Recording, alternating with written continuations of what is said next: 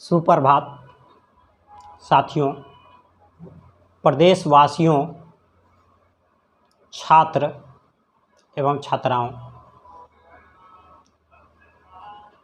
आज हम लोग जिस परिस्थिति में जी रहे हैं, यह न ही आपसे छिपा हुआ है, न ही हमसे छिपा हुआ है। आज संपूर्ण देश में जो ये कोरोना वायरस है, इसका प्रकोप जो है काफ़ी बढ़ गया है। इसलिए हम यही चाहते हैं कि आप जितने बंधु हैं घर पे सुरक्षित रहें। आप अनावश्यक घर से बाहर नहीं निकले, ताकि इस कोरोना महामारी के जंग को हम लोग आसानी से जीत सके। हमने कई अपनों को खो दिया।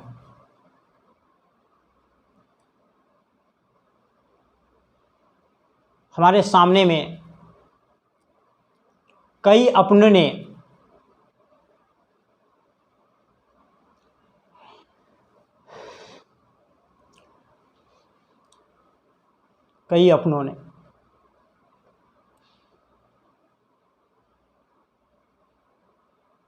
हम लोग के जो साथ थे वो साथ छोड़ दिए, और हम नहीं चाहते हैं कि किसी के साथ इस प्रकार की समस्या उत्पन्न हो। आज बहुत बड़ा दर्द हो रहा है कि हमारे देश के साथ ये कैसी विकराल समस्या उत्पन्न हो गई है।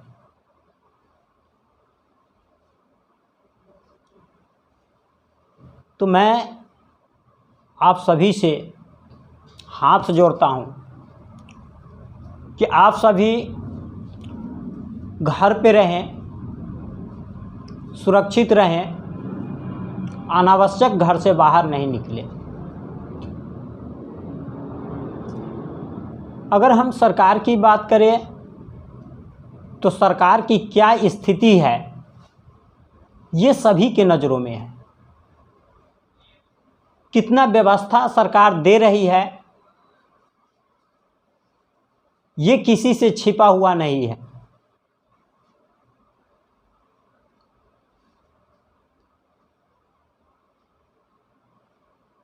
सरकार की जो रवैया है, इससे हम सभी काफ़ी दुखी हैं। हमारे यहाँ आज हॉस्पिटल की आवश्यकता है, हॉस्पिटल में डॉक्टरों की आवश्यकता है, ऑक्सीजन की आवश्यकता है, वेंटिलेटर की आवश्यकता है। लेकिन तमाम बिहार में आप देख सकते हैं, कहीं भी आपको उचित व्यवस्था नहीं मिलेगा। तो इस विकट परिस्थिति में हम यही संदेश देंगे कि आप सभी घर पे रहकर ही इस कोरोना महामारी से जंग जीत सकते हैं। हमने अपनी नज़रों से देखा कि यह एक ऐसी विकराल समस्या है जो किसी व्यक्ति की अगर डेथ हो जाती है तो उनके अपने भी उनके साथ नहीं होते हैं। रोने तक के लिए कोई नहीं होते हैं। सोच सकते हैं ये कैसी भयावह समस्या हम लोगों के साथ है।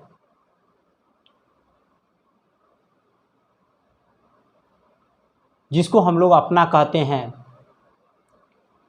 वो भी हमारे इर्द गिर्द नहीं होते हैं। इसलिए हम चाहते हैं, आप लोगों के बीच संदेश देते हैं कि आप घर पे रहें, अपनों का ख्याल रखें,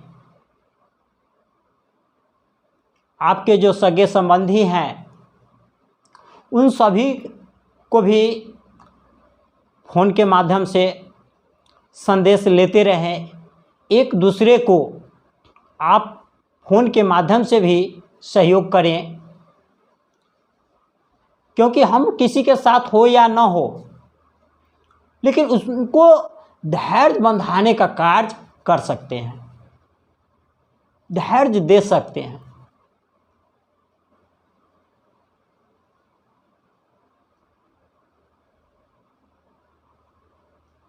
आप सभी से यही निवेदन बार बार करूंगा कि बेवजह आप घर से बाहर नहीं निकलें।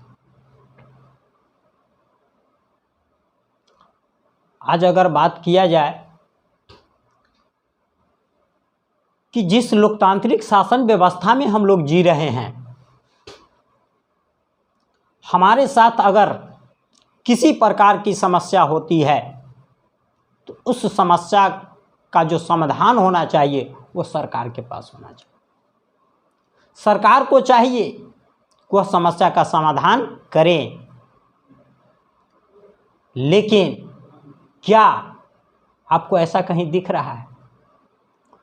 लोग सड़क पे दम तोड़ रहे हैं, लोग कराह रहे हैं, लेकिन ऐसा कहीं नहीं देखने को मिलता है कि कहीं भी सही से जो है किसी मरीज का इलाज हो सके। हमारे यहाँ डॉक्टर की संख्या कम है। अब डॉक्टर नहीं होंगे तो इलाज हमारा कौन करेगा?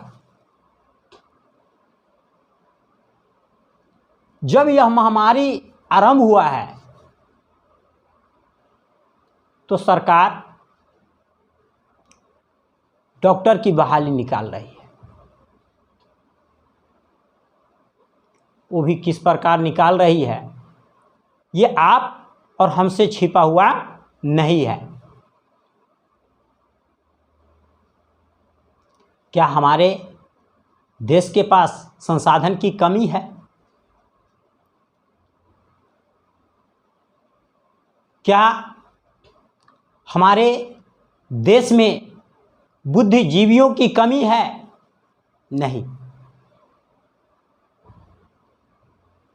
सिर्फ अगर समस्या है तो हमारे जो शासक हैं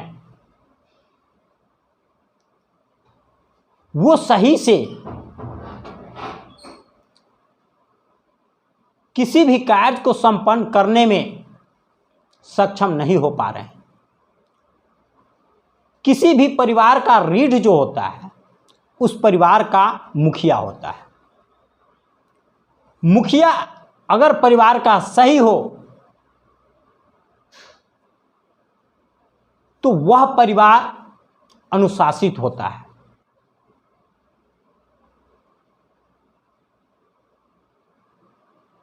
और उस परिवार का जो विकास होता है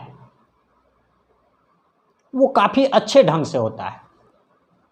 लेकिन जिस परिवार का मुखिया सही नहीं हो, उस परिवार का क्या दशा होता है? आप समाज में रहते हैं, हम भी समाज में रहते हैं।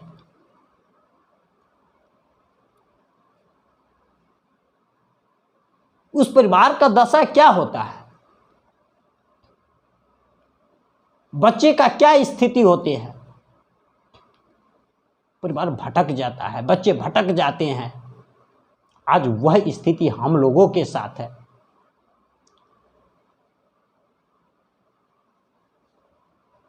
मैं आप लोगों को यह कहना चाहेंगे कि जब भी हम सरकार चुने तो जाति धर्म से ऊपर उठकर और एक अच्छे व्यक्तित्व वाले को ही चुने। वह किस जाति का है, किस धर्म का है, यह मायने नहीं रखना है। और लोकतंत्र में यह कहा गया है कि आप हमेशा सत्ता परिवर्तन करते रहें। लेकिन हमारे यहाँ क्या है, खासकर अगर हम बिहार की बात करें तो यहाँ क्या है कि एक बार जो बने हैं वही बनेंगे। तो बंधुओं, मैं चाहता हूं कि सत्ता परिवर्तन आप हमेशा करें। आप स्वास्थ्य और शिक्षा, जो हमारा जो देश है, राज्य है, इसका रीढ़ होता है, इसके लिए आप हमेशा आवाज उठाएं। आज जो स्वास्थ्य की हालात है वे हम सभी के नज़रों में है, शिक्षा की जो हालात है वो हम सभी के नज़रों में है। सरकार सिर्फ शिक्षकों पर ही ढिंढोरा पीट देती है। शिक्षा के क्षेत्र की अगर हम बात करें तो कि शिक्षक नहीं पढ़ाते हैं, वे अपनी कमी को हमेशा छिपाने का कार्य करते हैं। स्कूल में शिक्षक नहीं होते हैं, कैसे पढ़ाई होगी अच्छा। हॉस्पिटल में डॉक्टर नहीं होते हैं, कैसे हम लोग अच्छा इलाज करवा सकते हैं। हॉस्पिटल में बेड की व्यवस्था नहीं है, कैसे हमको सुविधा मिल सकता है। तो इन सभी चीज़ों के प्रति हम सभी को जागरूक होना पड़ेगा और सभी को भेद मिटाकर आगे आना होगा। ऐसा कहा गया है, ऐसा वास्तविक है, रियल है कि जिस दिन हम जो पड़ोस वाले बच्चे होते हैं ना, उनको भी अपना भाई मान लेना, उस दिन हमारा जो ये देश है, राज्य है, इसका दृश्य एक अनोखा सा हो जाएगा। क्योंकि ऐसा होता है कि अगर हमारा जो सहोदर भाई है, उनको अगर एक थप्पड़ कोई मार देता है तो हमें दर्द होता है, ए तुम हमारे भाई को मारोगे। लेकिन वही कोई पड़ोस का बच्चा होता है, अगर उसको एक थप्पड़ मार दिया गया तो आप ये नहीं कह सकते हैं कि वो भी मेरा भाई है, उसको क्यों मारा गया। इसलिए मैं चाहूँगा कि आप अपने पड़ोस वालों को भी अपने भाई के समान माने। इससे हमारा एक आदर्श समाज की स्थापना होगी। एक आदर्श समाज का निर्माण होगा, एक बंधुत्व की भावना का विकास होगा।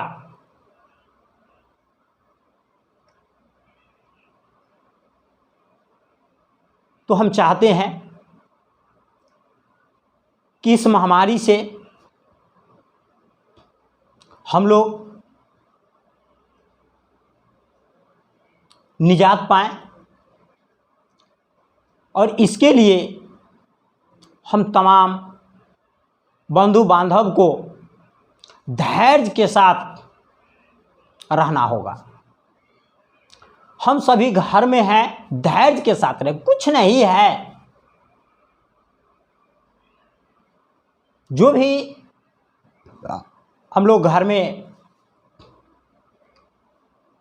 जो कुछ प्रयोग करते हैं, जैसे गर्म पानी हो गया, इसका उपयोग आप बार बार करें, बार बार गर्म पानी से गलगला करें।